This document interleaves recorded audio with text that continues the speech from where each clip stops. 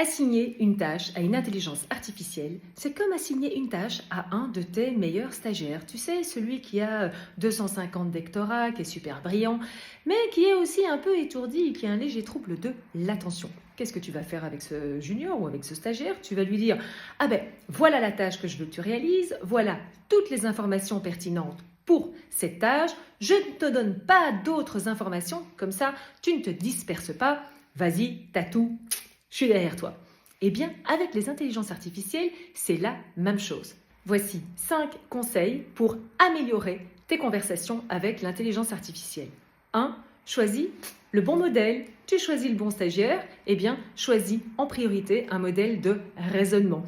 Globalement, ils sont plus performants pour toutes les tâches, même les plus simples. Pourquoi? Parce qu'en fait, avant de te répondre, ils vont faire une sorte de brouillon interne, ils vont s'auto-évaluer. Deuxième conseil, une tâche, une conversation.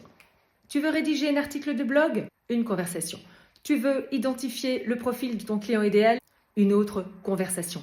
Ne pollue pas ta conversation avec l'intelligence artificielle avec des données qui ne sont pas pertinentes. Troisième conseil, supprime les informations qui ne sont pas pertinentes. Ces modèles d'intelligence artificielle, en fait, par nature, ils sont ce qu'on appelle stateless, sans état. Ils ne se souviennent de rien. Par contre, chaque fois que tu commences une conversation, eh bien, à chaque itération, il va retraiter l'ensemble de la conversation.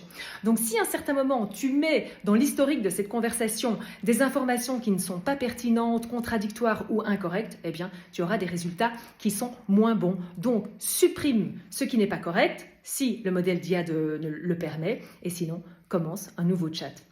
Quatrième conseil, n'utilise pas, oublie ce que j'ai dit précédemment. Ça ne fonctionne pas pour les mêmes raisons que le conseil précédent, c'est-à-dire que systématiquement, à chaque question d'une même conversation, il va traiter l'ensemble de la conversation.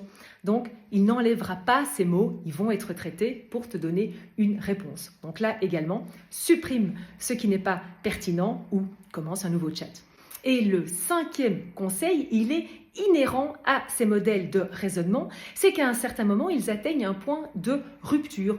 Quand la conversation devient trop longue, avec des informations trop complexes, eh bien, c'est comme le stagiaire, même très très intelligent, à un certain moment, il craque, il s'effondre, il se perd lui-même dans ses propres pensées. Donc à ce moment-là aussi, tu commences un nouveau chat.